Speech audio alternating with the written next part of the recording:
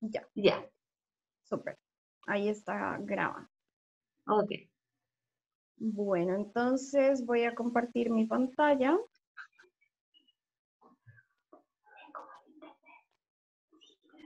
Y, chun, chun, chun.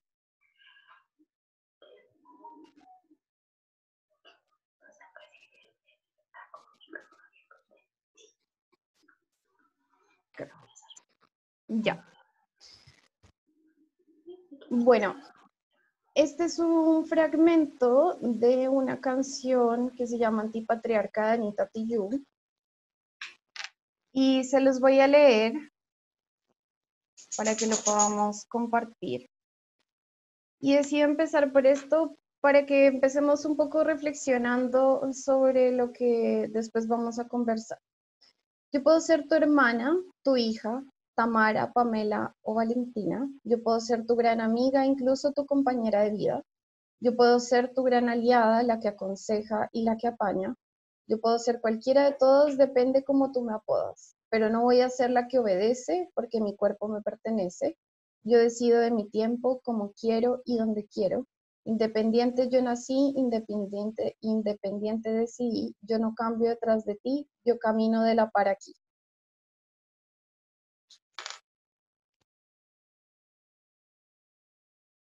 Y este es un fragmento también de una canción que a mí personalmente me llegó a lo profundo, que es una canción de Nana Stern, que seguro muchas personas de ustedes habrán escuchado. Canto desde el negro más oscuro de la humanidad, canto con la fuerza de los pueblos y su identidad, canto desde el fuego de la lucha por la dignidad, canto por la sangre de los ojos que no sanarán. Canto para denunciar que el nunca más no era verdad. Canto por los muertos que se fueron y no volverán. Canto sin sosiego porque nada les devolverá. Canto por Gustavo y por los días que ya no verá. Estas dos canciones, el arte siempre como forma de resistencia, como forma de comunicación y de conexión con las otras personas, las escogí porque creo que muestran muy bien lo que nos ha estado pasando y también la necesidad que tenemos de que algunas cosas cambien, paren, las cuestionemos, las repensemos. Así que si no la conocían, les invito a escucharlas y con esa sensación que de pronto tienen ahora en su cuerpo, que puede ser variada, nos conectemos con lo que les quiero mostrar ahora. Les invito a que se tomen la voz, si se interrumpen ya y deciden quién habla, quién no, pero me gustaría que me dijeran qué ven acá.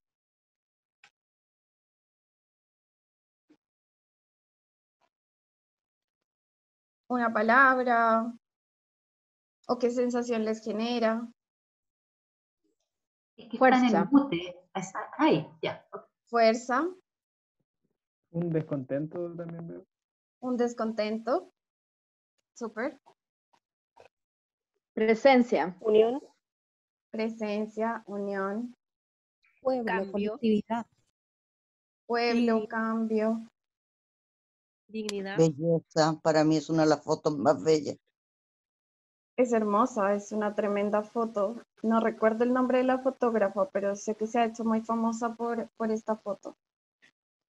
Quiero preguntarles, exactamente eso es mucho de lo que vemos y de lo que recordamos también de este momento tan importante para Chile, pero quiero preguntarles si dentro de estas personas que están ahí ven personas negras, por ejemplo. ¿Sí? Ya. ¿Ven personas de pueblos originarios? Eso no es tan claro. No, no sé. ¿Ven más mujeres, más hombres? Hombres. Más hombres. Es difícil ir viendo el detalle, ¿eh? Sí, es cierto, es cierto. Pero así como globalmente. Ya, pasemos a la siguiente. Hoy esta quedó un poco distorsionada, pero bueno. Lo mismo, cuéntenme qué ven acá. Ahí está la bandera del pueblo originario nuestro, mapuche. Ujú. ¿Qué más ven? Mujeres. Mujeres. ¿Y acá? Hombres y mujeres. Blancos casi todos. Ujú. ¿Ven alguna persona con alguna Jóvenes. expresión de género distinta? Jóvenes, ¿es cierto? No, es una protesta general, no tiene una expresión de género. Ya. ¿Y ven, por ejemplo, personas con discapacidad? No, No a la simple vista, ¿no? ¿Y acá? a las adultos mayores se ven unos pocos. Ujú. Pero en Esa- general todo tipo de gente se ve. Claro. Sí. Oh, multitud. Cuando ven estas fotos, ¿qué sensación les genera en el cuerpo? No racionalmente, en el cuerpo. ¿Qué sienten? Emoción, Orgullo. Orgullo. emoción. Alegría, Sí. felicidad. Absolutamente. Las personas que pudimos estar allí, creo que compartimos esa sensación tan potente. ¿Y acá qué ven? Mujeres luchando. Ujú. Esperanza. Esperanza. Fuerza. Por ahí tengo que estar yo. Libertad de poder hacer cosas. Esta es del 8 de marzo. Esta es del 8 de marzo, sí. Sí. Hay dos Cercanía. símbolos importantes presentes, el feminismo y el derecho a la decisión de los cuerpos, Ujú. especialmente el aborto. ¿Ven mujeres negras? No se ve. No a simple vista, hay una mujer da vuelta que podría, por el tipo de pelo, podría ser de raza afroamericana. Ujú. Bueno, muchas gracias por participar, por alzar su voz. Me encanta escucharles. Bueno, ¿por qué es importante para mí mostrarles estas fotos? Primero porque son una muestra de la realidad, son fotos tomadas por mí, algunas, sobre todo las del 8 de marzo, otras son que se han publicado. Pero en el fondo esta sensación que nos genera también nos recuerda la importancia de la lucha, pero nos recuerda o a mí me ha hecho cuestionarme otra cosa, y es que a pesar de que es una movilización general, no todas las personas estaban ahí, no todas podían salir a participar, no todas podían alzar su voz. Por eso yo les preguntaba si veían personas negras, de pueblos originarios, de expresión de género distinta. Quizá en el 8M se vieron más personas con expresión de género diversa o de la comunidad LGTBIQ+, pero en las marchas del 18 de octubre cada vez fue más difícil, ¿no? Y eso, quizá mi invitación es a cuestionarnos eso, o más que a cuestionarlo, a verlo, a visibilizarlo. Y entonces, tal como se llama esta clase, ¿por qué el género es un determinante social de la salud? Más allá de lo científico o digamos de los datos duros que yo sé que ustedes o conocerán o pueden acceder también, mi idea es que lo veamos un poco más allá y que nos preguntemos por qué, cuál es la necesidad cuando en un espacio laboral, en un espacio estudiantil o en la casa nos preguntamos ¿por qué habría que hacer una diferencia de género? ¿Por qué un enfoque de género? Tenemos que mirar bien hacia atrás y en ese proceso, digamos que nos vamos a demorar cada uno el tiempo que necesite, pero hay cosas que se han estudiado y que cobran relevancia en por qué se considera ahora que es un determinante social de la salud. Entonces acá tenemos la gráfica que muchos habrán visto, que es de los determinantes sociales. Y en el fondo vemos que vamos de lo individual, ¿cierto? De la edad, del sexo, los factores constitucionales que se nombran acá y muchas otras cosas que se le atañen al individuo, a sus estilos de vida, a las redes sociales y comunitarias que tiene, a las otras redes o las otras condiciones externas a las que se ve expuestas, estas condiciones socioeconómicas, culturales y ambientales, ¿sí? Y eso es muy importante en la medida en que nos permite abrir la mente respecto a por qué, dónde está el género ubicado acá, por qué genera una diferencia. Entonces, vuelvo y les abro la voz, les voy a presentar un caso que no es clínico, no tiene, pero digamos que pensando en que la mayoría somos profesionales de la salud, quiero que me respondan quizá por el chat o quizá a viva voz como lo estaban haciendo ahorita. En este caso, una mujer de 20 años asiste a consulta de medicina general en su CESFAM. Refiere cuadro de 3 días de dolor pélvico asociado a disuria y tenesmo vesical. No ha tenido fiebre, no ha tomado medicamentos para esto. Independientemente del rol que cada uno cumple en su profesión, me gustaría saber qué le preguntarían.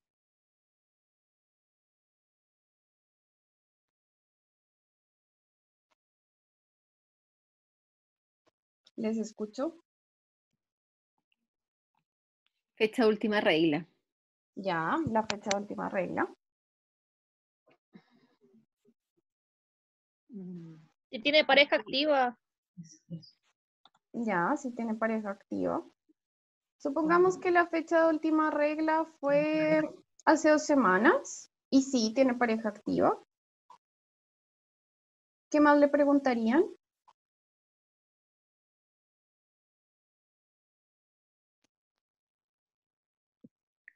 Caro, en el chat tienes preguntas, a lo mejor las puedes ir viendo. Ay, no las veo, a ver.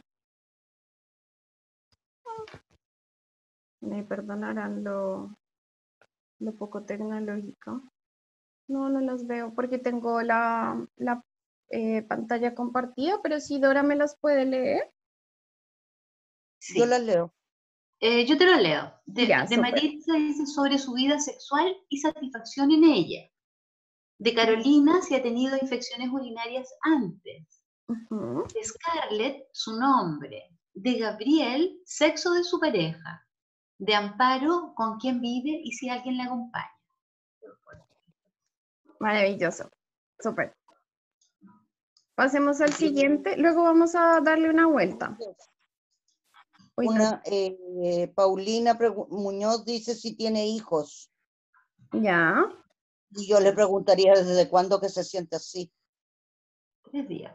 3 días y Ya. no tiene hijos. Démosle una vuelta al siguiente. Muchas gracias por su participación de nuevo. La asistente social del CESFAM comenta en reunión de equipo una historia que le ha contado una persona en la consulta. Le cuenta que tiene 65 años, estudió hasta 4º medio y ha trabajado como independiente desde que se graduó. Le costó siempre encontrar un trabajo formal que además le permitiera tener algo de tiempo libre para cuidar a un familiar que está en casa, lo que le demanda mucho tiempo. Por no tener un trabajo formal, no pudo cotizar a pensión. Acude para solicitar ayuda para beneficiarse de alguno de los bonos gubernamentales por la pandemia. ¿Qué imagen se les viene a la cabeza? La primera imagen, sin analizarlo mucho. Que es mujer. Es mujer. Quizá les recuerda a alguien, personas que han visto, ¿verdad? Mujer, un poco obesa. Ujú. ¿Por qué obesa dirías tú? Es súper cute. Porque es la gran enfermedad de nuestros pacientes en general. No, pero A esta edad generalmente son obesas, diabéticas, hipertensas, por su mala calidad de vida, por las determinantes sociales. Ujú, sí, es un punto muy interesante. Ya, pasemos al otro. Paciente 32 años con antecedente de consumo de sustancias desde los 20 años que es derivada COSAM para recibir tratamiento. Durante la entrevista cuenta que en una de sus recaídas consumió cocaína y después decidió irse a su casa. Mientras caminaba se le acercó un auto del cual se bajaron otras 3 personas que le obligaron a entrar al vehículo, le llevaron en la cajuela a un lugar desconocido donde le tuvieron una semana, sometiéndole a violencia física, psicológica y sexual.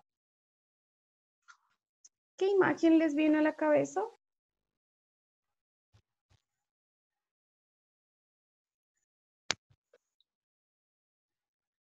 ¿Es algo que hayan escuchado, que les recuerde algo, que les genere alguna sensación? Mujer, en primer lugar. Mujer. Claro, mujer. ¿Algo más? ¿Cómo creen que vive esta persona? A mí me recuerda un caso real Ujú, de tortura política. ya. que me tocó.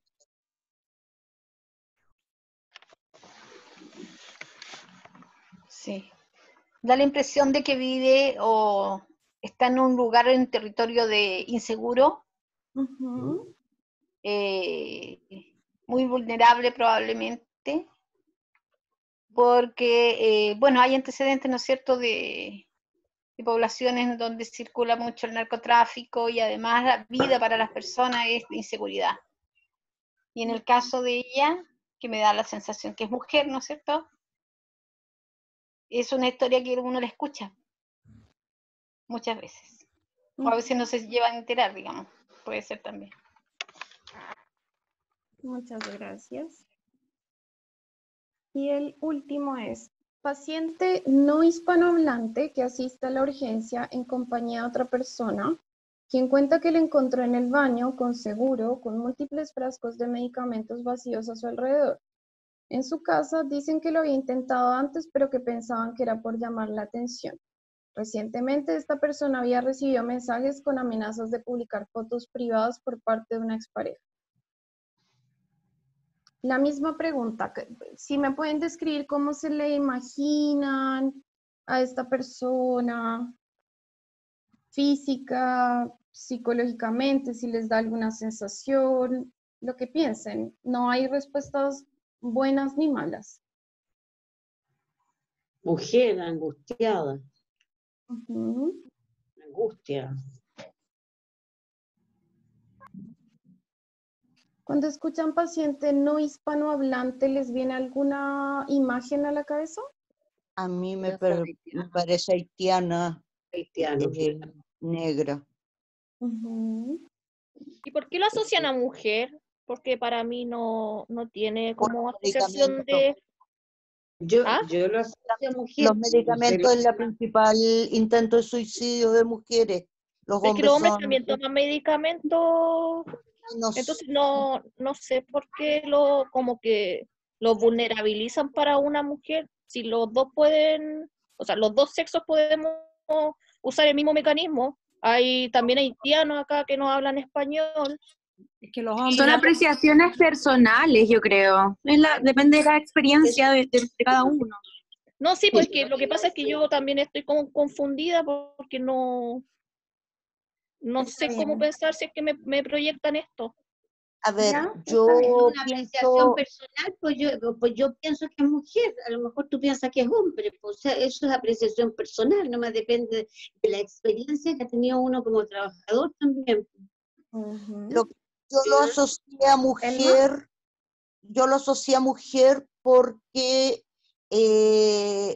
aparece como un intento de suicidio y yo he escuchado de psiquiatras y de lectura de publicaciones que las mujeres hacen más intentos y los hombres hacen más suicidio, que no necesariamente los intentos son llamadas de atención, sino que son riesgos reales, pero que las mujeres buscan mecanismos menos violentos y los medicamentos son un mecanismo menos violento y los hombres buscan mecanismos más seguros, entre comillas, de alcanzar el suicidio. Tirarse a un barranco, dispararse, colgarse, etc.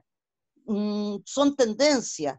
Ahora, de toda la población extranjera no hispanoparlante, la más vulnerable que tenemos en Chile y la más alta es haitiana.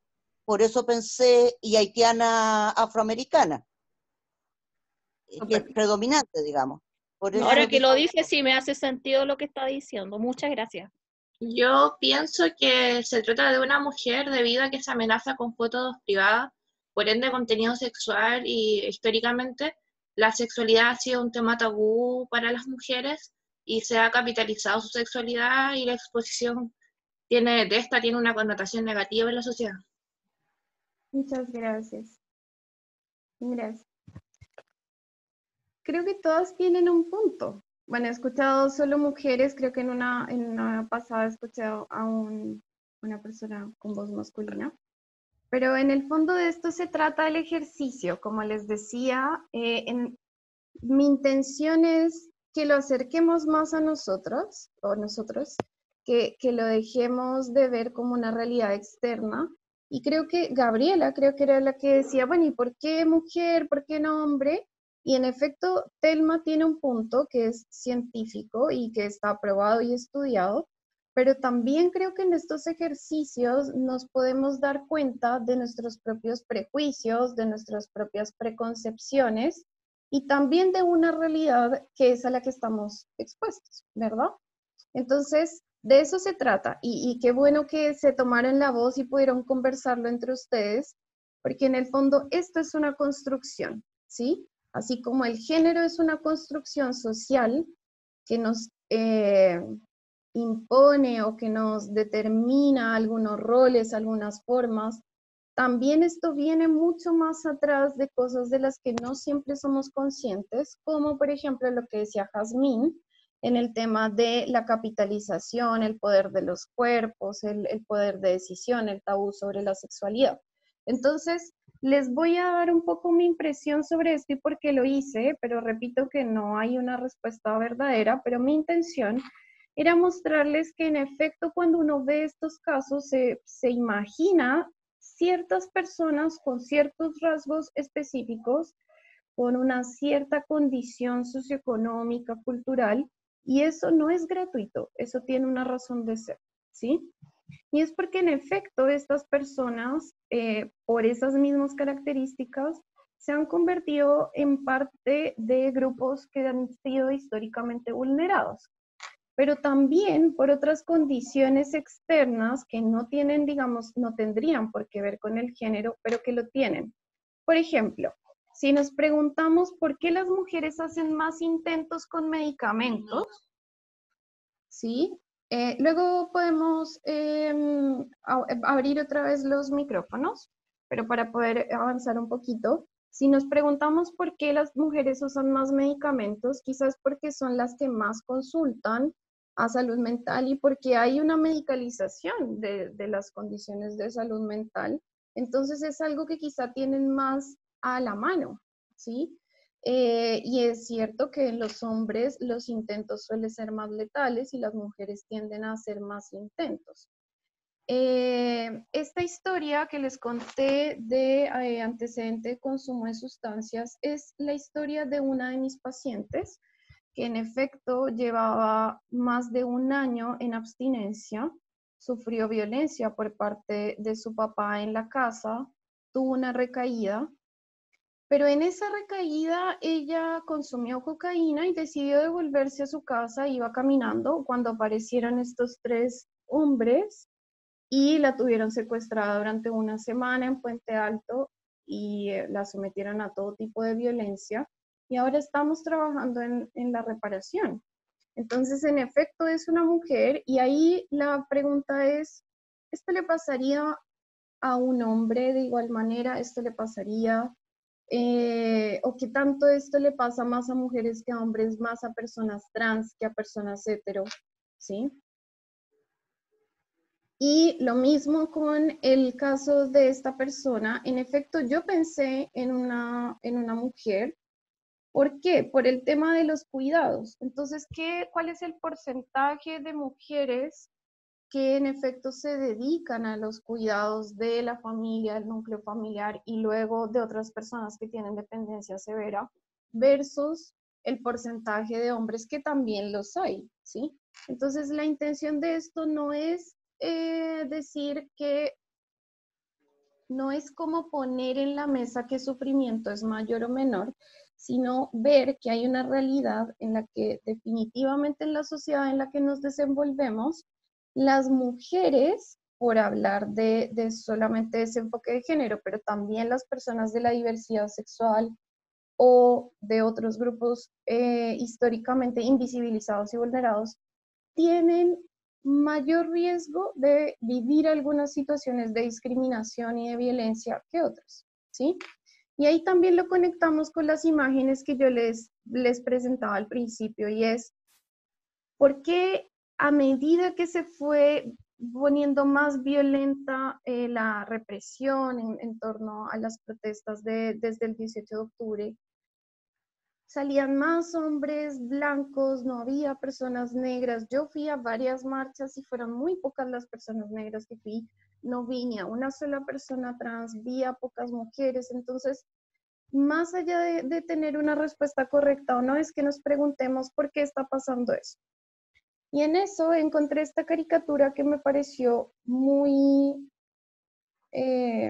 diciente, muy gráfica, y es muy ilustrativa, en la que este chico le pregunta a mamá qué es la violencia.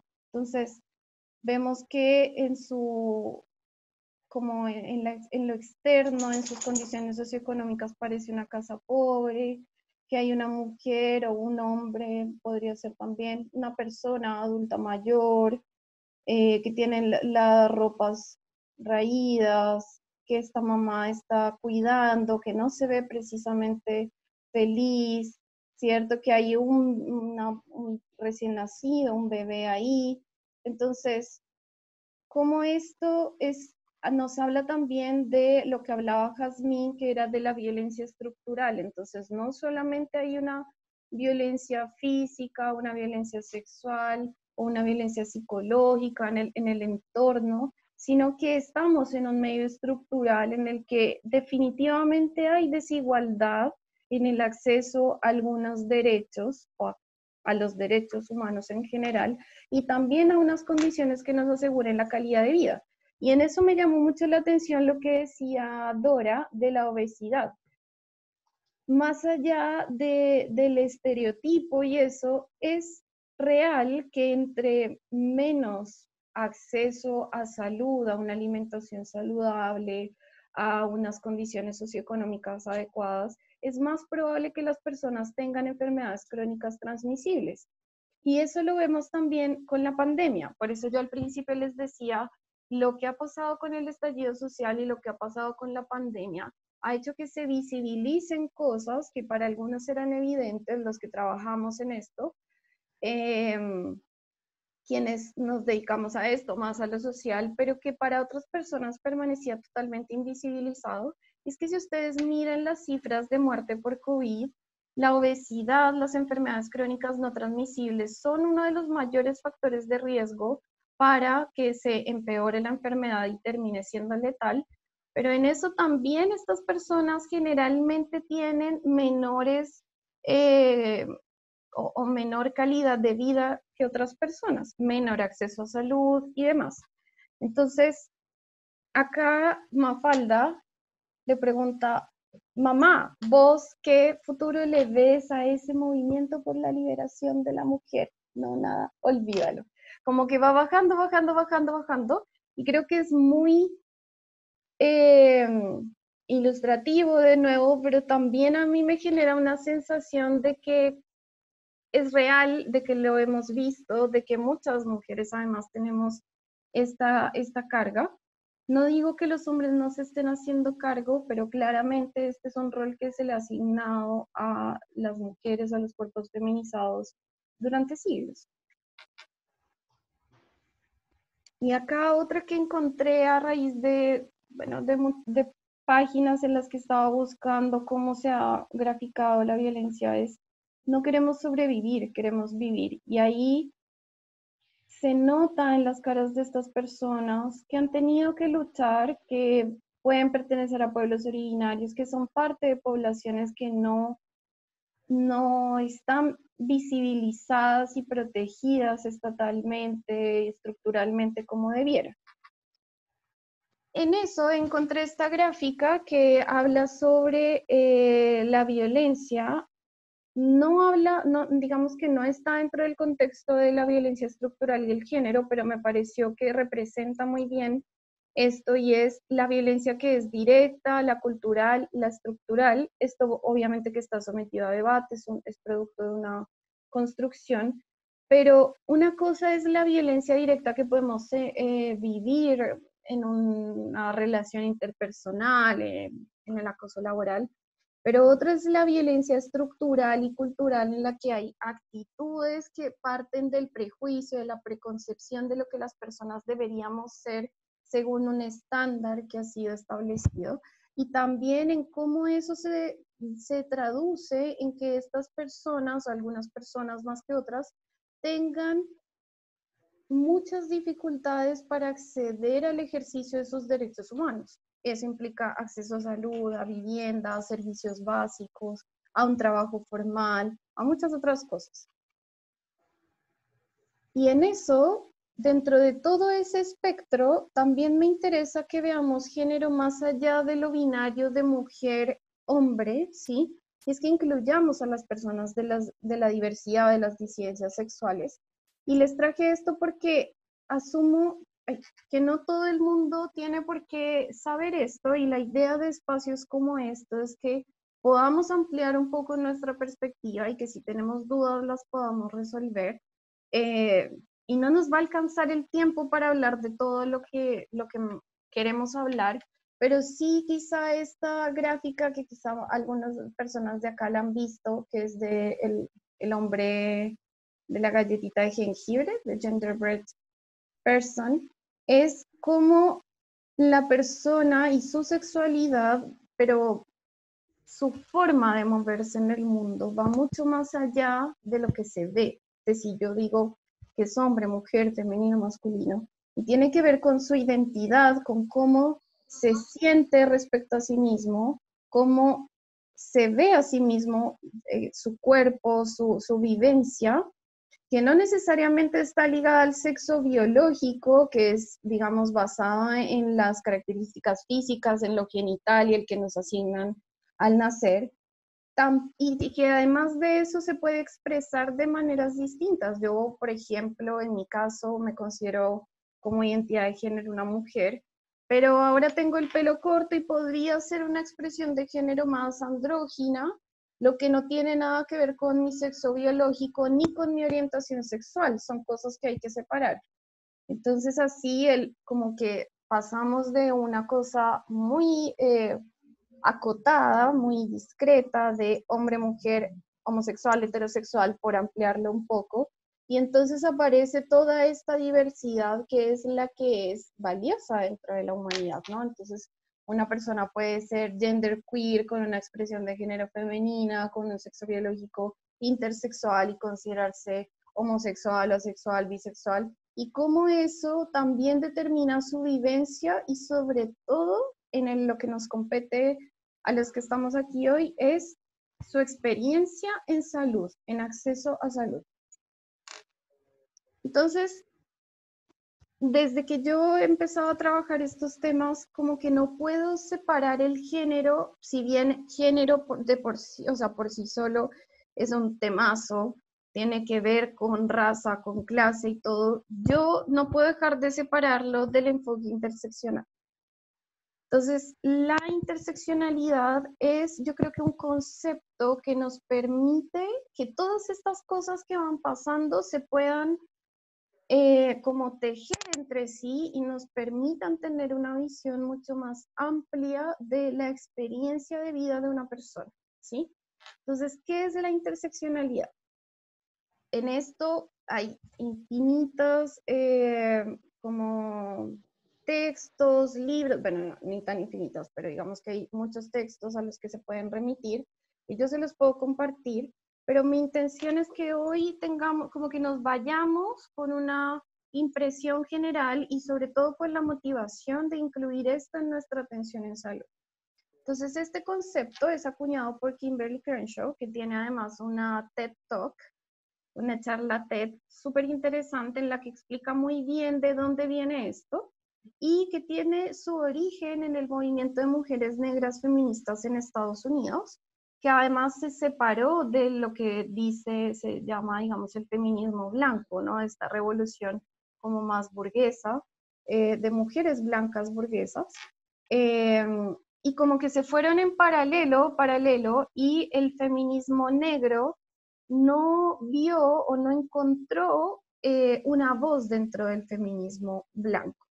Y entonces lo que habla Kimberly Crenshaw es cómo un solo cuerpo, un solo individuo, una sola persona puede estar atravesado por múltiples injusticias sociales que en el fondo limitan su capacidad para ejercer sus derechos, ¿sí?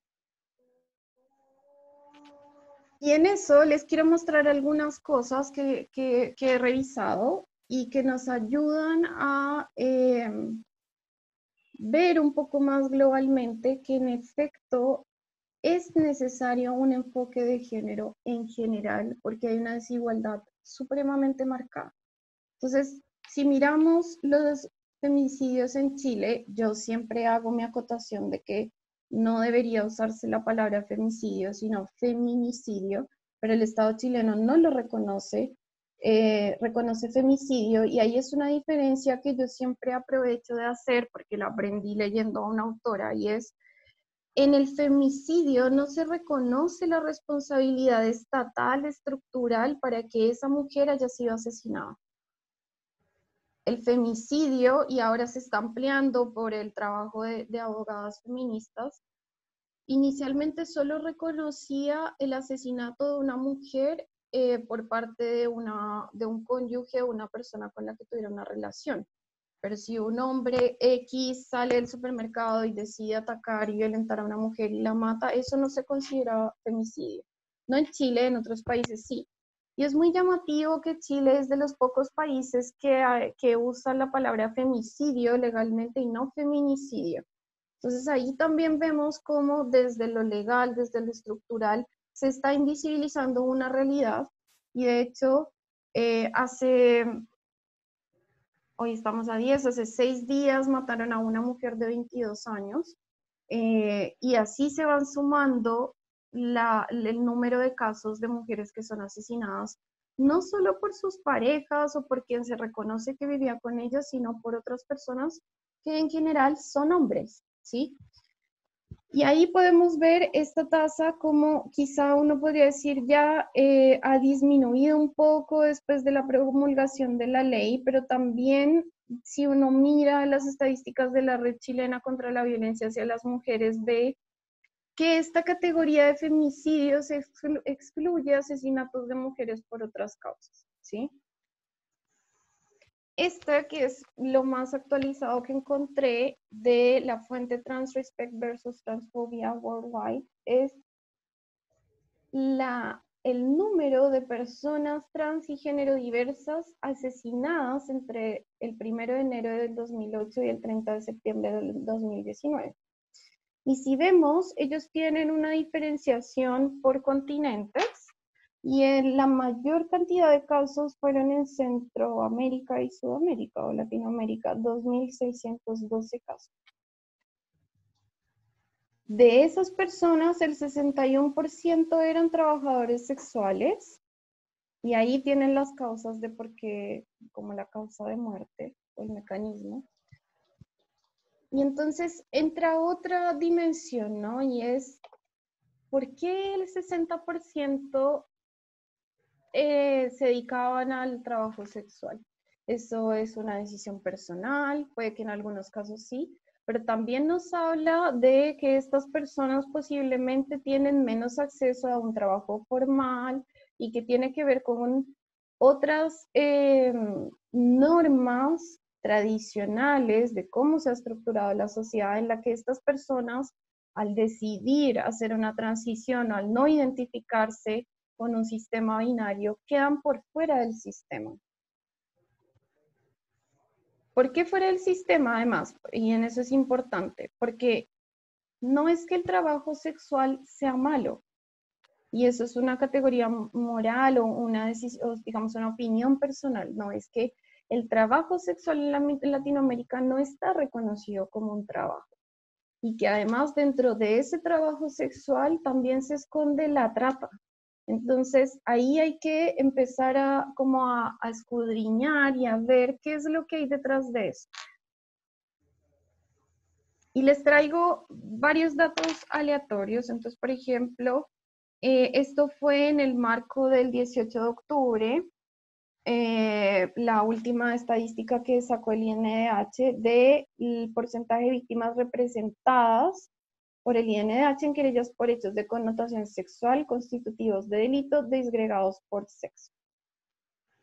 Pero ahí vemos que también es una estadística binaria de hombres-mujeres, no nos hablan mucho de las personas trans o personas de la comunidad LGTBIQ+, y sin embargo están sobre representadas las mujeres, ¿cierto?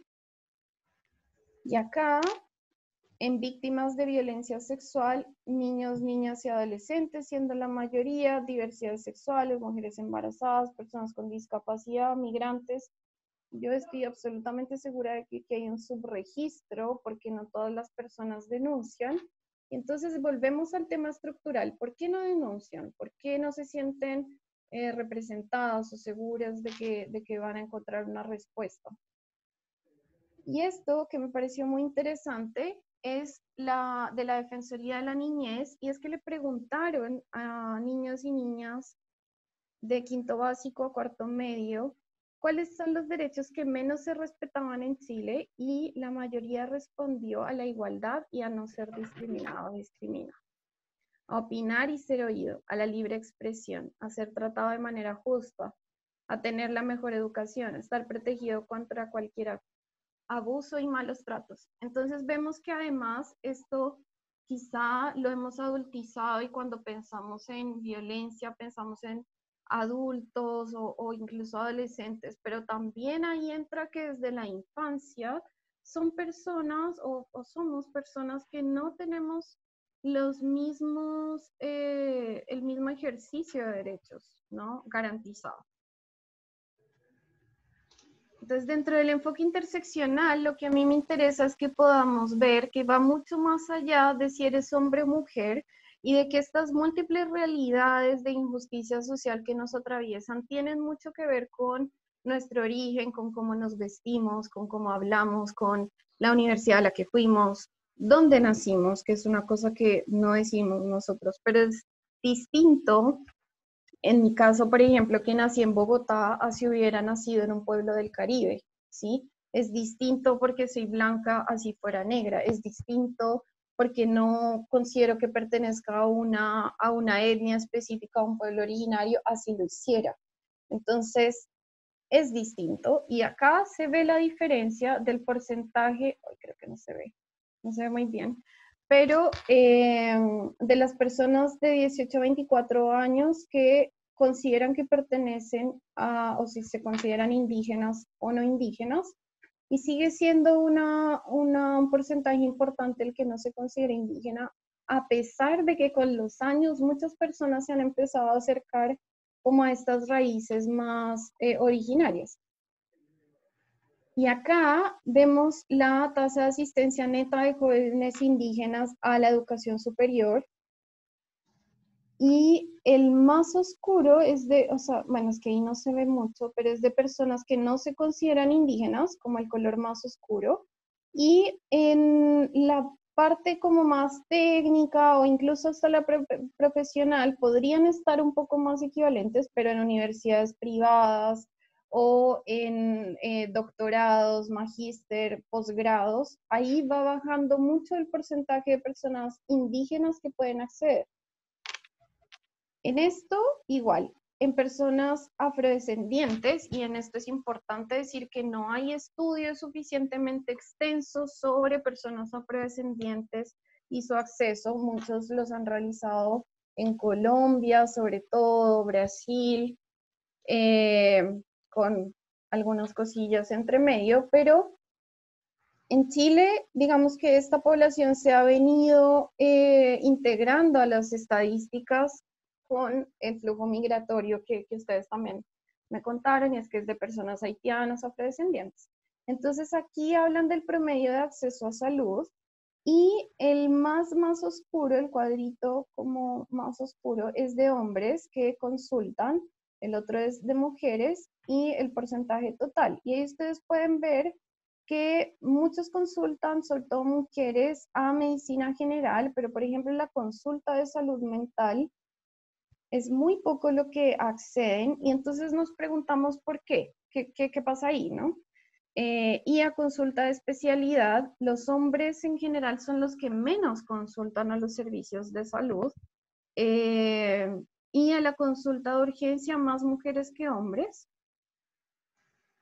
Y tampoco está disgregado por si estas personas tenían alguna otra característica, como por ejemplo la distribución socioeconómica, o si, bueno, otras condiciones que son importantes.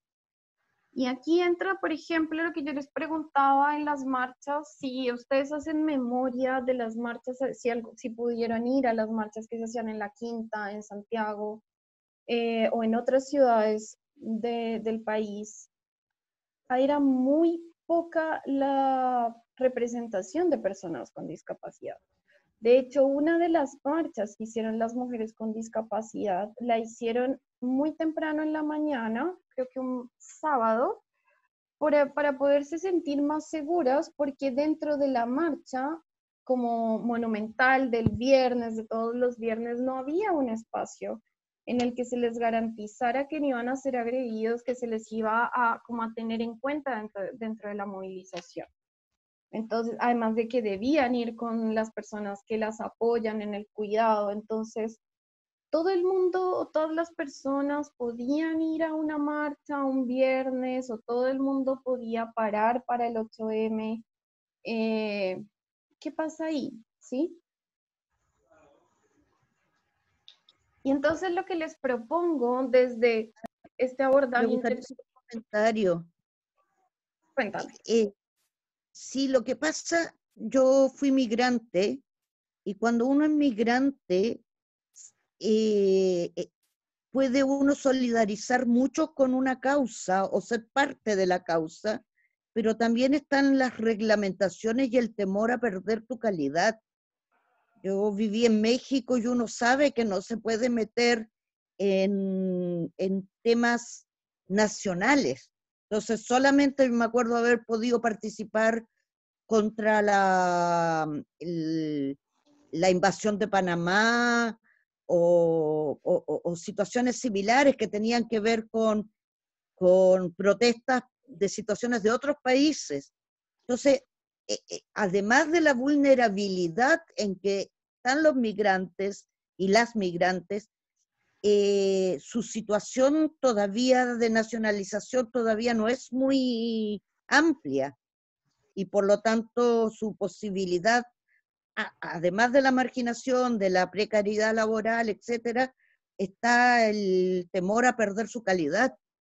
Claro, gracias, Telma. Efectivamente, de hecho, yo misma, a pesar de considerarme por ser médica de una parte de la sociedad que puede verse como privilegiada, yo dejé de asistir a las marchas porque llegó un punto en el que yo estaba apoyando en salud, y con mi pareja, que es un hombre chileno, pensábamos, si a mí me llevan detenida, me va a ir peor por ser una mujer migrante. Entonces, la posibilidad de que eso termine siendo muy riesgoso para mi vida era muy alta, y por tanto también muchas de mis compañeras, amigas, que además no solo son migrantes, son mujeres negras, o que son mujeres racializadas también. Entonces, ahí empezamos también a palpar estas cosas que muchas veces pasan desapercibidas, pero que en efecto limitan nuestra experiencia, ¿no? Entonces, muchas gracias por sus comentarios, Atelma, estoy absolutamente de acuerdo, da mucho miedo también.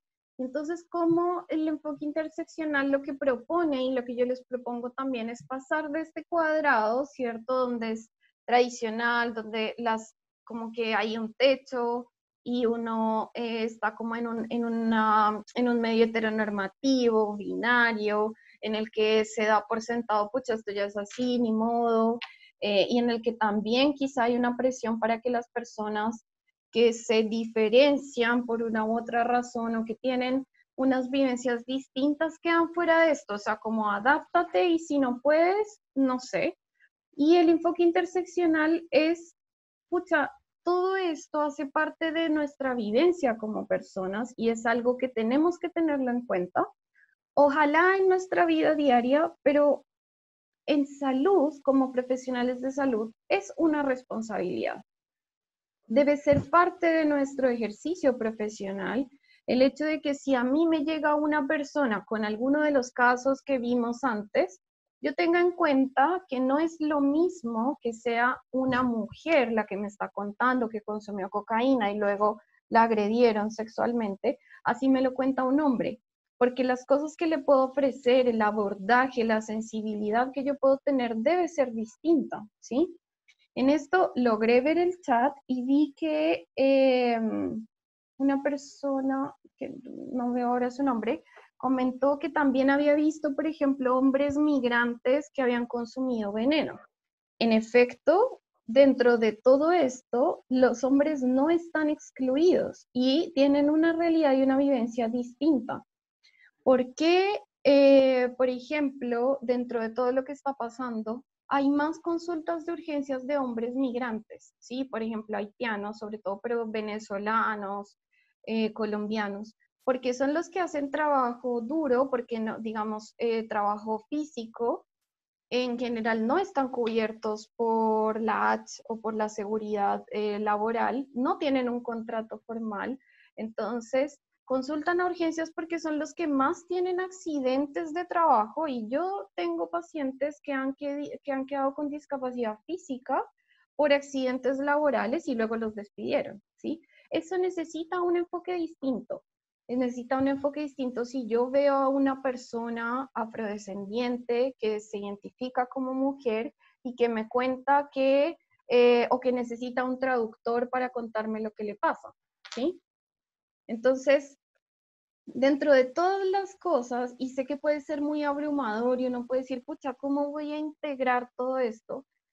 Más que la perfección que a veces buscamos los profesionales de la salud de hacer todo perfecto, es tener en cuenta que son tantas las variables que inciden en la vivencia personal que mínimo debemos preguntarlas, tenerlas sobre la mesa y que en algún momento probablemente vamos a necesitar el apoyo de otras personas que sean expertas en eso, que nos ayuden.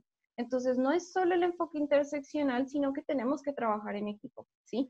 Antes había un médico de cabecera, que generalmente era hombre, que se encargaba de todo, pero ahora está la matrona, el matrón, la persona, el sexólogo, el sexólogo, o sea, las personas de trabajo social, o sea, un sinnúmero de personas que tienen también una visión mucho más diversa, mucho más amplia, mucho más transversal de lo que es la experiencia en salud, ¿sí? Y ahí retomo los casos que habíamos visto antes, en que alguien dijo, pucha, yo le preguntaría su nombre.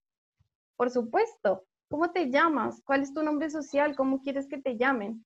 Y esto se ha asociado mucho a las personas trans, pero, pucha, no sé si yo me llamo solo Carolina, pero si me llamara Carolina Albertina, diría, pucha, no me digan Albertina, no me gusta, díganme solo Carolina, y ese es un derecho al que yo debería acceder. Entonces, el nombre social nos permite también abrirle la puerta a la persona que entra a nuestra consulta de decir, yo soy esta persona. Ahí dice que yo soy Pedro, pero realmente me gusta que me digan Juan. O, en efecto, con personas trans, que es donde más es necesario, porque puede ser algo que determine que esa persona no vuelva a consultar a ese lugar y que no acceda a salud es respetar su nombre social, cómo se identifica. O, por ejemplo, en el caso que les decía del pujo y tenesmo vesical, ver, ya, pero tu pareja es mujer, es hombre, quieres tener hijos, no asumir, no asumir que es una persona heterosexual, porque ahí va a cambiar también nuestro enfoque y las respuestas que le podemos dar a esta persona. Entonces, les traigo otras fotitos del 8 de marzo, y es que este 8 de marzo yo creo que fue muy especial. Yo llevo solamente 3 años en Chile, pero justo han sido 3 años súper revolucionarios, como de muchos cambios sociales. Y entonces las mujeres migrantes por primera vez se lanzan a ser parte del 8 de marzo. Y empiezan a alzar su voz y a decir, no hay seres humanos ilegales. Esto que habla también de Telma, que nos contaba de su experiencia, es que no es solo mi vivencia de que yo voy a alzar la bandera porque quiero alzar mi voz, sino que hay toda una estructura, unas leyes que no me protegen necesariamente, ¿cierto?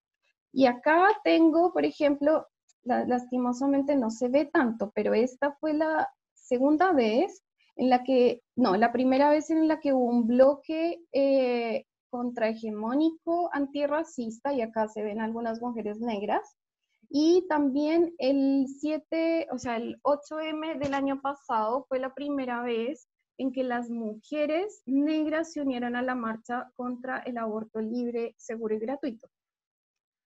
Y esto es muy interesante porque justo hoy salió una noticia en que las mujeres de la coordinadora 8M cambiaron la marcha por el aborto libre del 25 de julio al 30 de julio, porque coincidencialmente, y eso no lo planeó nadie, pero pasó así, coincide con que el 25 de julio es el Día de la Mujer Afrocaribeña y de la diáspora. Mujer afrolatina, afrocaribeña y de la diáspora. Entonces, ¿cómo dentro del mismo movimiento feminista y de mujeres vamos reconociendo que hay otras vivencias y que no nos corresponde a unos hablar por otros, ¿cierto? Sino abrirle este espacio para que cada cual tenga su voz y pueda ejercer sus derechos. Entonces, las mujeres negras van a marchar el 25 de julio por sus derechos, por lo que a ellas les pasa, que es una vivencia distinta, puede que tenga muchos puntos en común, pero que se vive distinto a las mujeres blancas, y también probablemente estas mujeres negras se van a unir a la marcha del aborto, y eso es algo que es transversal y que las personas con cuerpos feminizados necesitamos, ¿sí? Y acá esto también es súper interesante, como en esta marcha me encontré, por ejemplo, con las mujeres de Fundación Margen. Acá está Herminda Contreras, que es una tremenda vocera, y la reivindicación de sus derechos desde su propia experiencia, y cómo esta voz tiene que ser escuchada más allá de los prejuicios, los preconceptos. La Convención de los Derechos Humanos habla de que todas las personas nacemos en igualdad de condiciones. Entonces, si hay personas que ejercen el trabajo sexual por la razón que sea o que deciden hacerlo, ojalá que fuera con todas las condiciones propicias a las que deben acceder. Y dentro de eso, el trabajo sexual, el ser trabajador sexual, hombres, mujeres, personas no binarias, ven limitado su ejercicio en el acceso a salud. Es muy difícil que una persona que se dedique a esto acceda a un CESFAM o un consultorio, porque se va a sentir juzgada, discriminada, y porque va a necesitar una atención en salud que sea no sexista y en el que el profesional haya cuestionado sus prejuicios, ¿sí? De que esto no es un tema moral, sino de salud. Y ella, Emma, que fue muy, muy bonito encontrarla, es como también la vivencia de una mujer que es una persona mayor, que tiene 97 años, que estaba en silla de ruedas, que le llevaba su nieto, es totalmente distinta a una mujer joven, indígena, etc., etc., ¿sí? Entonces, no es que tengamos que ser tan específicos, pero sí tenemos que tener en cuenta todas estas variables al momento de atender a una persona en nuestra consulta o al momento de relacionarnos con otra persona. porque si no lo tenemos en cuenta, estamos invisibilizando una parte muy importante de la vivencia de esa persona que determina mucho las decisiones que toma, las cosas a las que accede, su visión del mundo también. Entonces, ¿cómo lograr un enfoque interseccional en salud? Que es algo que también desde el género se ha retomado, y es que no es suficiente con que yo diga, esto necesita un enfoque de género, sino que tiene que ser un enfoque interseccional, intersectorial, transdisciplinario, o sea, tiene que ser algo mucho más abierto de lo que estamos acostumbrados. Y si nos sentimos abrumadas por el tema de, pucha, esto es demasiado para mí, o sea, no puedo con todo esto, es que no es necesario que una sola persona lo haga porque somos solamente seres humanos. Y yo creo que ahí también viene una cosa muy importante como profesionales de la salud, y es bajarnos un poco del pedestal de que no vamos a poder solucionarlo todo, de que no tenemos que tener las respuestas para todos, de que debemos propender por la autonomía de cada persona, y que puede que esa persona necesite algo en salud que no necesariamente lo va a encontrar en el CESFAM o en el COSAM, pero que sí sea yo la persona que puede vincularse con esa experiencia de vida y decirle, sabes que yo no lo puedo ver, pero puedes acudir acá. O pedirle ayuda a una persona que trabaja conmigo y decir, mira, tengo este caso, ¿cómo lo abordo? ¿Sí? Y eso requiere humildad de nuestra parte. Entonces, ¿cómo lograrlo?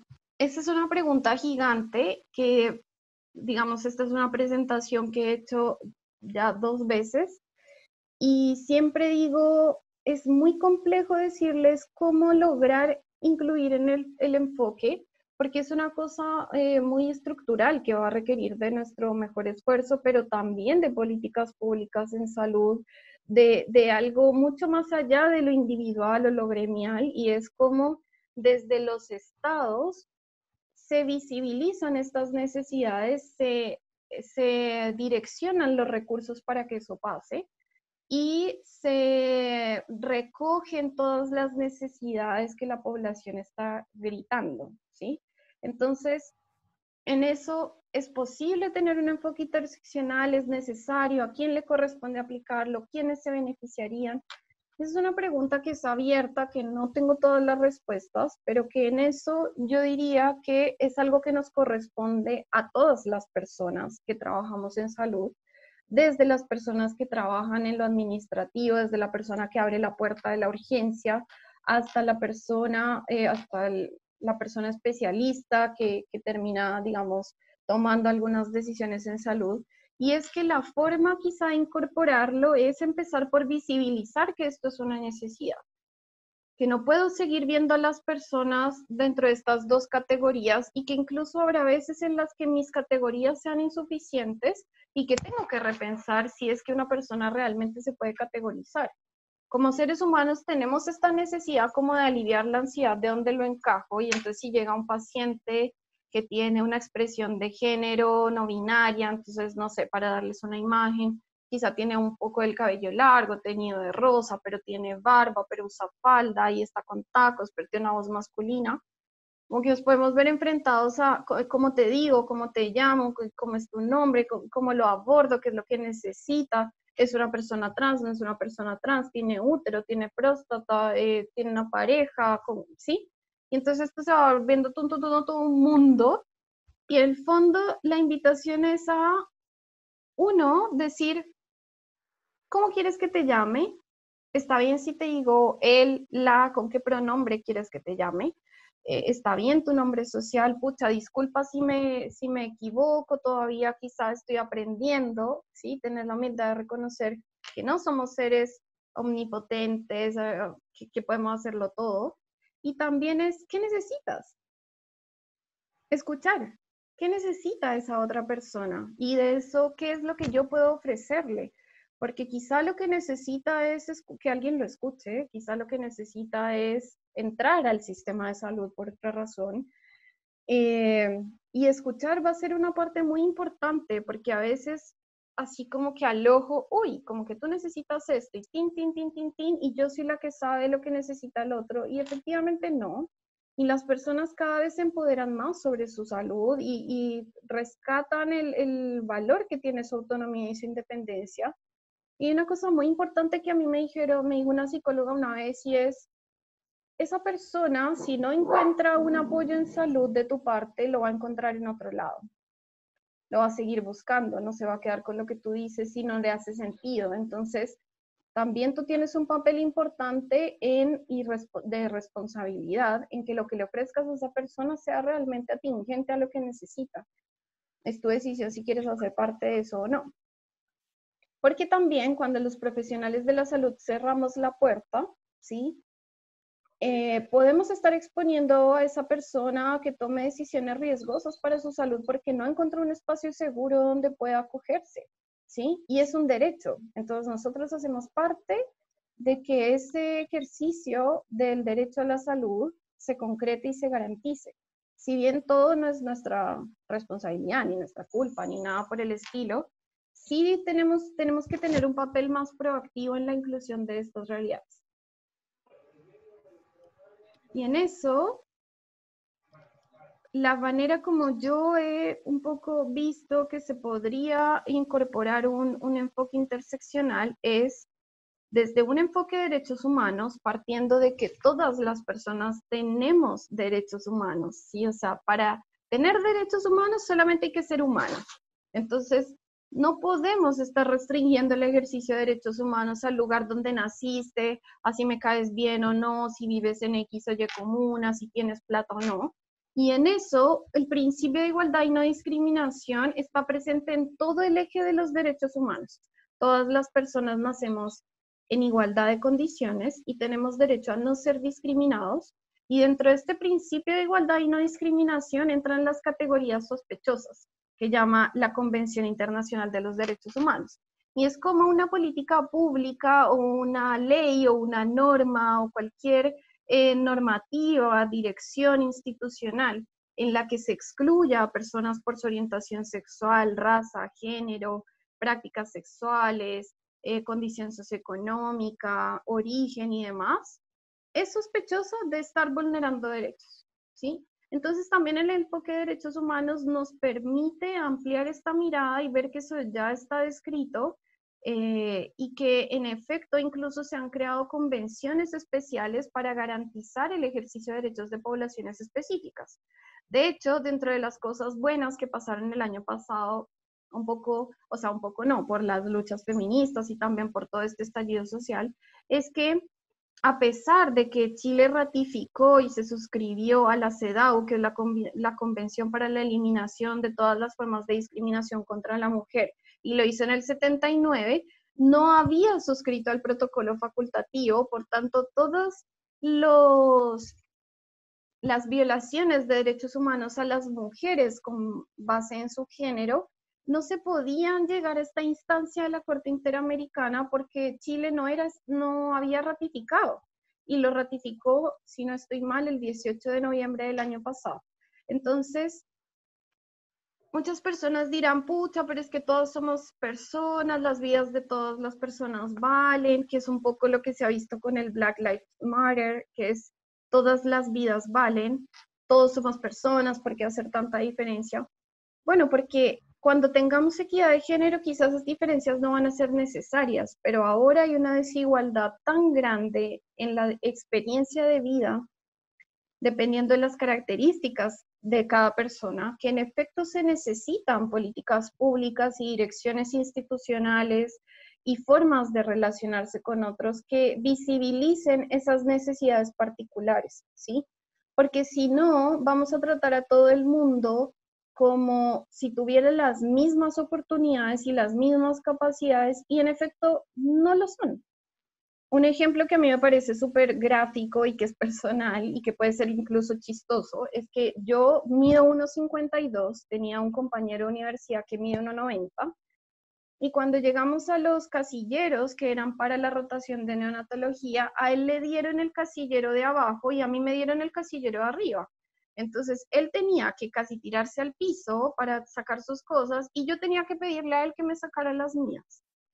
Entonces, pues sí, hay casilleros para todo el mundo, todos éramos estudiantes de medicina, pero en efecto yo necesitaba que mi casillero quedara a mi altura para poder ejercer mi independencia de sacar mis cosas sin ayuda. O, por ejemplo, una amiga mía que tiene una distrofia de cintura pélvica y escapular, y ella me decía, pucha, yo voy al consultorio sola, ella anda en su silla, se mueve todo, pero para pagar en Integra Médica tengo que pedir ayuda porque el módem está más alto de lo que mi silla alcanza. Por tanto, es una cosa estructural, funcional, muy práctica, que en efecto hace que la persona sufra una experiencia de discriminación. Entonces, por eso, el entorno debería estar adaptado para que todos podamos ejercer nuestros derechos. Y por lo que les he dicho antes, un enfoque de género. La forma en la que individualmente yo creo que podemos incorporar de a poco, siendo amable con esto, un enfoque de género es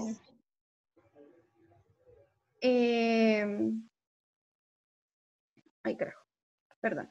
Es uno, escuchar activamente lo que yo les decía. Dos, ser conscientes de los propios prejuicios, que era también una invitación con los casos del principio y que también ahí ustedes se fueron diciendo, bueno, ¿y por qué? Y yo creo que es maravilloso que ahora tenemos la mente mucho más abierta, estamos mucho más conscientes de esta realidad social que nos permea también como profesionales de la salud. Y por último, que es una reflexión que yo he hecho, bueno, supongo que cada uno la hace en su momento, y es que tenemos que estar dispuestos y dispuestas a renunciar a ciertos privilegios que tenemos al pertenecer a esta categoría, que en nuestro caso es ser profesionales de la salud, o ser médico o enfermera, tener como este conocimiento a los privilegios que socialmente se nos han dado para equiparar la balanza, ¿sí? A dejar de que ese privilegio no me deje ver lo que a los otros les afecta, les duele, les hace sufrir, y que no me deje tampoco a mí decir, pucha, no puedo solucionar nada, chao, me voy porque esto me abruma, sino que veamos en conjunto cómo podemos hacerlo. Así que mi invitación para finalizar es que abran su perspectiva, que la amplíen, que lo conversen, que un poco lo que pasó al principio me parece muy lindo y es, pucha, pero ¿por qué pensaste esto? Ah, ya tienes toda la razón, no lo había visto así. En el fondo es, no tengo que tener la razón, es un proceso de construcción constante.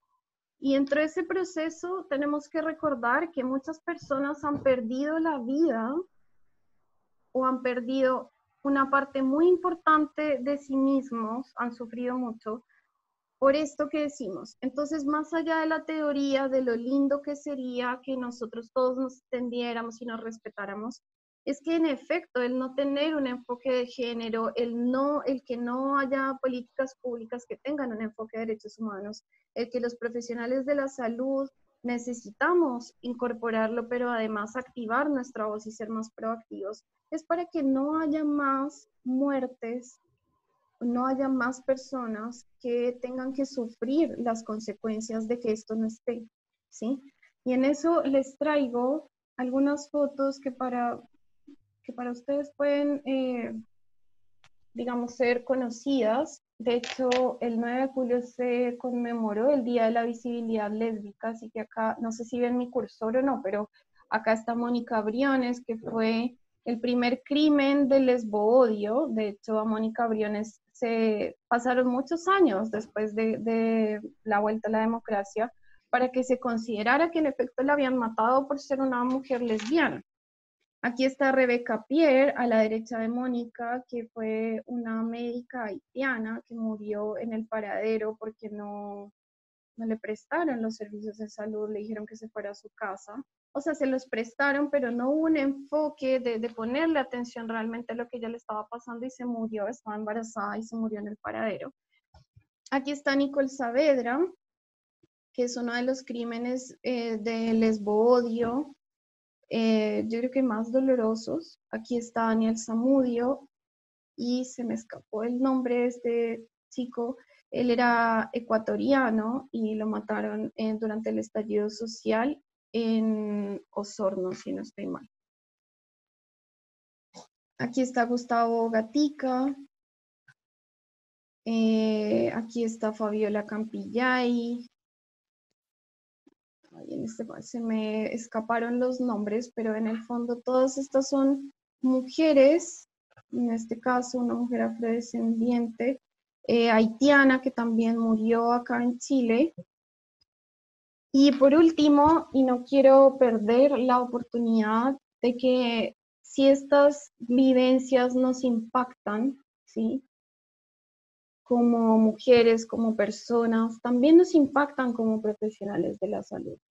Entonces es algo que no es externo a nosotros, es algo que está presente. Y esta violencia estructural, esta necesidad de un enfoque de género, esta necesidad de un respeto por los derechos humanos, también la necesitamos en salud. Y este es un homenaje también que quiero hacerle de una manera muy sencilla, pero con mucho orgullo y también con mucho dolor, porque a una colega del colegio médico que está colegiada, recientemente salió un fallo a favor de la persona que la agredió sexualmente dentro de la beca de cirugía. Y es una persona que muchas mujeres que podemos estar acá hoy, que desde el Departamento de Género también le creemos, y cómo ella, por ser médica, por estar luchando por la equidad de género, decidió denunciar y el Estado le dio la espalda, ¿sí? Entonces, desde el colegio médico también y desde el Departamento de Género, la violencia de género, la violencia sexual, la violencia psicológica, el maltrato, la discriminación, no solo hacia las mujeres, sino a las personas de la diversidad sexual dentro de la práctica médica intrahospitalaria, que yo creo que todos hemos sufrido episodios de violencia, por último, es tan importante relevarla y también que desde esa posición podamos alzar nuestra voz y decir, ya no más.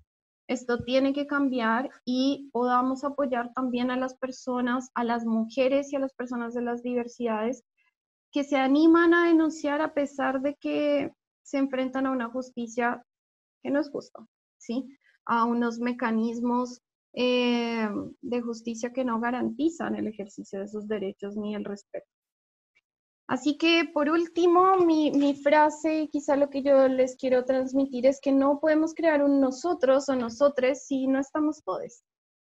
Entonces, para que esto sea mejor, para que tengamos una experiencia de salud que sea más incluyente, que sea equitativa, tenemos que tener en cuenta la multiplicidad de vivencias que tiene cada persona y no tenemos que hacerlo cada uno por su cuenta, tenemos que hacerlo en conjunto, en construcción, siempre con la disposición para escuchar, para aprender, para equivocarnos, porque de lo contrario no va a poder ser. Y eso. Muchísimas gracias por su asistencia, por escucharme. Sé que me alargué un poco mucho. Les dejo ahí el correo. Por supuesto que nuevamente les invito a ser parte del Departamento de Género y Diversidad del Colegio Médico de Valparaíso. Si están en Santiago, no sé si alguna persona está en Santiago, del Departamento de Género de acá, ya cuentan con todo mi apoyo en lo que yo pueda ofrecerles. Y bueno, les escucho. Te cedo la palabra, Dora. Muchas gracias. Gracias a ti, Carolina, una excelente, entretenida, dinámica y reveladora charla. Así que te lo agradecemos mucho. Les aviso a los alumnos que no se vayan todavía porque voy a pasar lista al final. Por favor. ¿Dejo de compartir pantalla? Sí, ¿no? Ya. Eso. Y yo creo que si alguien quiere hacer alguna pregunta ahora o algún comentario, yo creo que sería estupendo que lo hiciera. Súper, sí.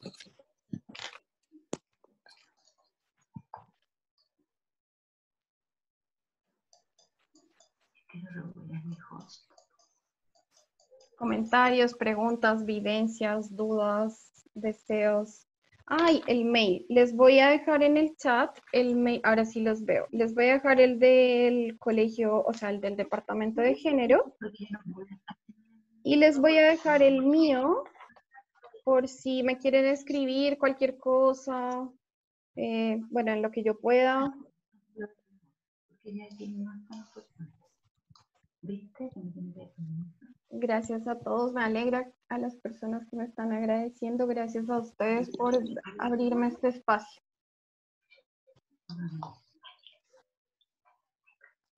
Yo tengo una consulta. Sí, por Me supuesto. quiero sumar a todas las felicitaciones, estuvo súper buena la presentación. Qué Y bueno. no se me fue la atención en ningún momento, todo muy interesante.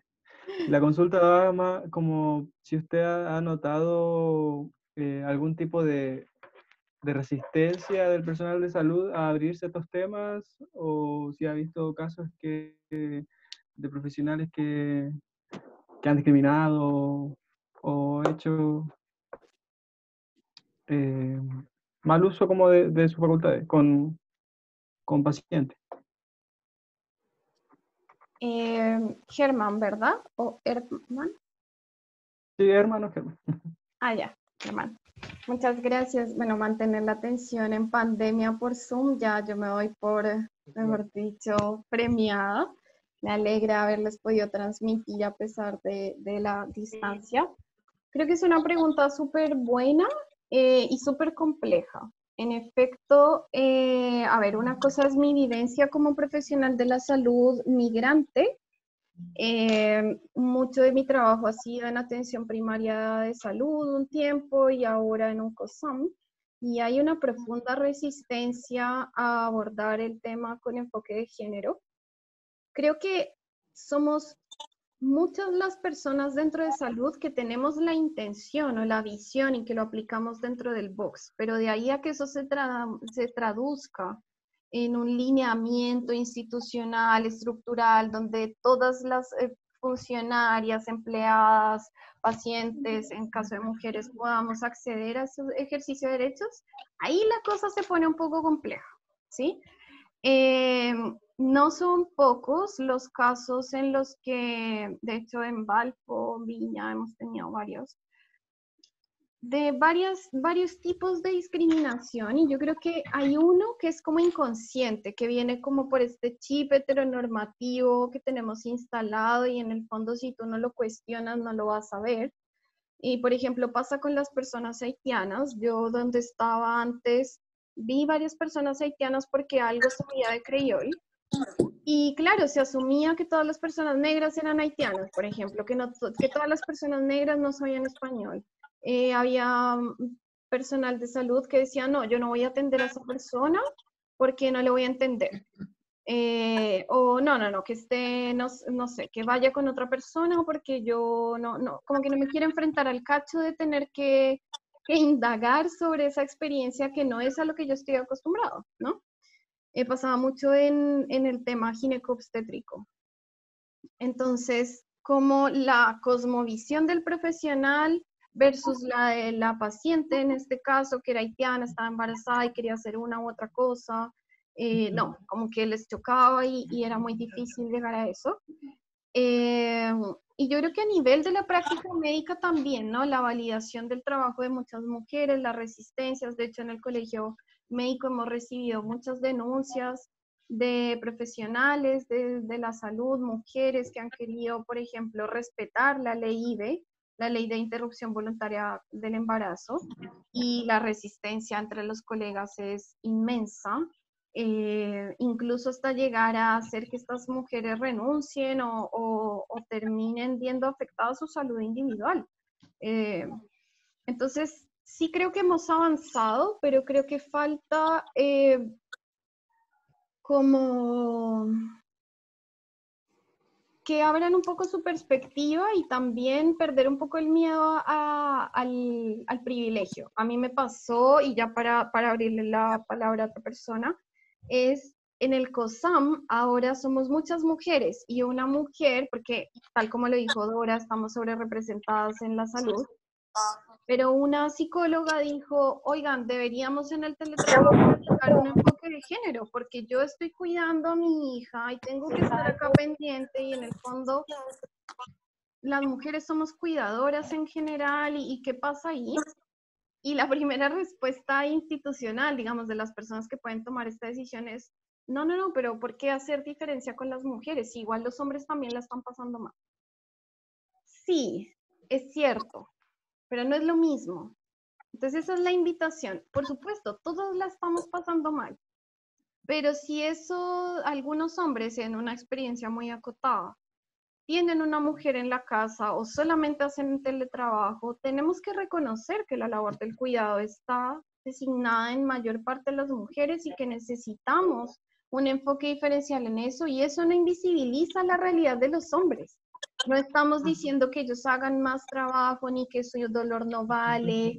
No, es al contrario, es pucha.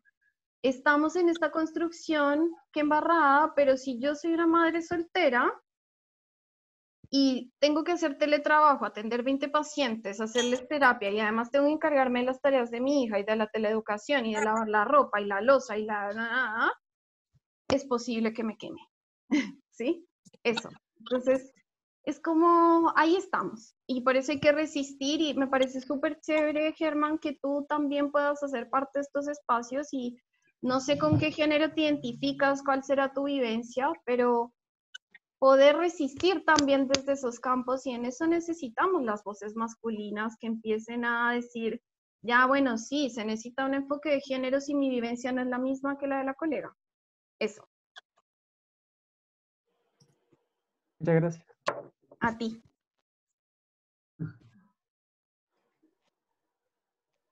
Hace falta... Sí. Yo tengo una consulta. Adelante. ¿Gabriela? Sí, lo que pasa es que yo hace tiempo ya que vengo como pensando de que el término vulnerabilidad de la mujer no me gusta mucho, de hecho me molesta un poco, y siento de que el problema en sí es de los hombres que nos ven, o sea, de los hombres que nos violentan de una forma de que nos encuentran como objetos. ¿Me entiende? Sí. Entonces yo para tener, hacer cabida más de raíz, y como usted trabaja también en el COSAM, ¿se encuentra algún tipo de planificación para ir a los colegios, para hacer charlas a los adolescentes sobre todo, de que tengan en cuenta de que al final todos somos iguales y que siendo mujer o hombre tenemos las mismas capacidades, solamente nos diferencia de que el aparato reproductor y nada más? Esa es mi pregunta. Creo que tienes un punto muy válido, que yo lo he escuchado desde la antropología de la salud, ¿no? El tema de vulnerabilidad está como muy manoseado, por decirlo de alguna manera tosca, y es que se habla mucho de vulnerabilidad, ¿no? Pero esa vulnerabilidad, ¿quién la pone? ¿Dónde la pone? ¿Me identifico con eso? ¿Es una vulnerabilidad mía o es algo que es externo, que en el fondo me oprime, ¿no? Entonces, no tendría para ti una respuesta concreta, pero creo que en efecto llegas a un punto y es la importancia de que esto sea parte de la formación de las personas. En la medida en que nosotros visibilizamos esto, lo ideal es que primero empecemos a trabajar intersectorialmente, que salud no vaya por su lado, educación por el otro, porque tenemos que trabajar en conjunto, por ponerlo en este ámbito, pero también que las personas que nazcan, les niñes, nazcan en un mundo con esta apertura que estamos hablando ahora, en el que no se les inculquen estereotipos, en el que se les enseñen que los colores no tienen género, en el que tú puedas decirle a ese hijo, hija, pucha, hay personas trans, hay personas negras, hay personas asiáticas, hay personas así, nada, como que le muestres la diversidad del mundo, porque en el fondo si tú creces en un panorama tan estricto, va a ser difícil que como adulto puedas abrir tu mente, y es un esfuerzo diario el luchar contra tus propios prejuicios y contra tus como preconceptos culturales también. Entonces, yo creo que hay muchas organizaciones, afortunadamente, que están haciendo este énfasis en educación, que están trabajando con adolescentes, que están abriendo puertos también. Y creo que además no es la misma juventud que cuando nosotros éramos más jóvenes. Y es que con el internet y el boom, con todas sus cosas malas y riesgosas, también las personas jóvenes de ahora, lo digo por ejemplo por mi hermana, tienen una visión muchísimo más amplia, ¿sí? Ya no están circunscritos a lo que los papás les dicen. Y eso también es un desafío para alguien que quiera ejercer la maternidad o paternidad, que claramente esa persona en formación va a llegar un día y te va a decir, oh, hoy vi esto, o mira, tengo un compañero que dice esto, o quizá a mí me gusta más, no sé, esta religión que otra, o esta música, lo que sea. Entonces también ahí, claro, es un trabajo que hay que hacer en conjunto y que tiene que tener un respaldo estatal e institucional. Tengo un texto sobre vulnerabilidades, así que si me lo pides, lo puedo buscar y te lo puedo pasar porque es muy interesante lo que planteas. Sí, genial. Lo que pasa es que siempre me ha hecho ruido el tema de que se trabaje en el tema de reparación de la mujer, como usted lo dijo, pero no hacen reparaciones en el hombre, porque químicamente él no piensa bien, su raciocinio no es normal. Entonces, eso también a mí me molesta mucho. Lo que pasa es que ahí tenemos que cuestionarnos si vulnerabilidad es lo mismo que debilidad o fragilidad. Entonces, el hecho de que yo sea más vulnerable o esté más expuesta a algunas realidades no implica necesariamente que yo sea débil. Ahora, dentro de lo que yo conozco, que tampoco es tanto, quizá otros profesionales también ahí podrían aportarme, estatalmente no está, entre que no está visibilizado que la violencia parte por una estructura machista que se le inculca a los hombres, ¿sí? Desde que somos bebés, de que la niña no haga esto, que el niño sí, que el niño juega fútbol, pero la niña no, que tiene que quedarse, no sé qué, como todos estos estereotipos y roles de género. Pero además que estatalmente no se apoyan los trabajos con hombres. Por ejemplo, en donde yo estoy en el COSAM había un programa para agresores, o sea, para hombres que habían agredido, sobre todo a mujeres, a sus parejas o a familiares, y se trabajaba con ellos el tema de las masculinidades.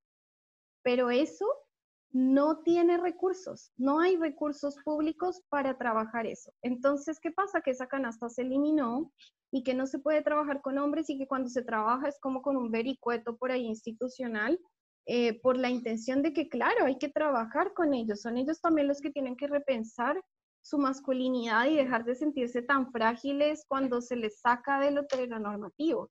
Y en eso, yo creo que ahí, bueno, la maternidad es una parte importante de esa crianza, pero también el hecho de vincularse, si son varones y quieren cuestionarse, vincularse con otros hombres que estén trabajando masculinidades, de sentarse a hablar del tema, ¿sí? Y de apoyar también a las mujeres que alzan su voz.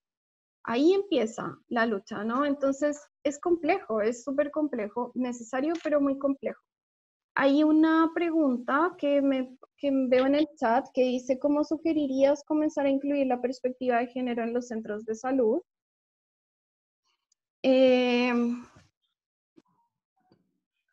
Mira, yo creo que no es fácil, pero afortunadamente, gracias a ti, Gabriela. Yo creo que cada vez somos más las personas y los espacios en los que se habla de género. Y yo creo que es un trabajo de hormiga y de mucha intensidad, de estar todos los días, así como la lucha contra los micromachismos, contra el racismo, tiene que ser una tarea diaria, esto también tiene que ser una tarea diaria de resaltar la necesidad y de cada vez que tengan la oportunidad decir, esto necesita un enfoque de género, esto necesita un enfoque de género, es que no estás viendo esto porque necesita un enfoque de género. Porque si no es así, y lo digo yo desde mi experiencia personal, al principio, me acuerdo en un caso, un psiquiatra me dijo, ¿pero por qué hablas de género? Entonces yo respiré profundo y dije, ya, es por esto, no estás teniendo, ya, igual podría ser. Y ha llegado el punto en el que ahora vamos a construir un protocolo para víctimas de violencia de género por el tema de la pandemia, pero también en el que estos colegas, que son hombres hetero, han dicho, no, mejor que lo vea la psicóloga que tiene formación en género, porque acá hay un tema de género. Entonces ahí vamos. Es un trabajo de hormiguita y yo creo que en ese busquen profesionales que tengan esta misma inquietud, esta misma apertura y empiecen a presionar a las instituciones y respáldense en la evidencia, por ejemplo, desde el colegio médico. Por eso les mandé el texto de género y COVID, porque en el fondo muestra que es algo que no se están inventando ustedes, que se necesita desde las instituciones. Y en la página del colegio médico además se ha sacado el tema de los protocolos sexuales, protocolos de acoso sexual, y violencia sexual que no están en los diferentes servicios de salud, independientemente de si eres de medicina o no. Entonces, esa es una forma, estar ahí, alzando la voz, alzando la voz, alzando la voz, aprovechando cualquier oportunidad que tengan para resaltar su vivencia y la necesidad que ven de que eso se aplique. Eso es lo que yo creería que podemos seguir haciendo.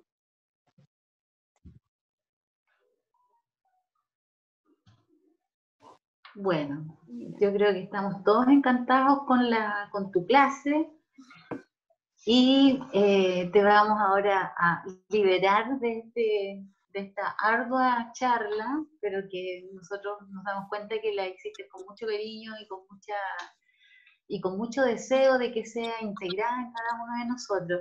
Yo creo que sería interesante, Carolina, que tú pusieras a disposición de los distintos chats o del Colegio Médico Regional, esos protocolos a los que te referiste ahora último, ¿ya? Porque no todo el mundo se mete a la página del Colmed nacional, pero sí el Colmed regional sí está más asequible y nosotros tenemos un periodista que puede hacerlas llegar a todas las redes sociales y darlas a conocer. Estamos ¿Okay? trabajando en eso, sí, súper, claro que sí. Esa es la idea. Bueno. Y vamos a pedir nuestra pestañita de departamento de género en el Colmed. Sí. Para poder subir eso. Ok, bueno, yo voy a pasar lista. Gracias, Carolina. Hasta una próxima. Gracias a ustedes, gracias Dora por todo el apoyo. Quedo súper atenta a cualquier cosa. Les mando un abrazo, mucho ánimo en todo esto que está pasando. Y bueno, gracias. Que estés muy bien.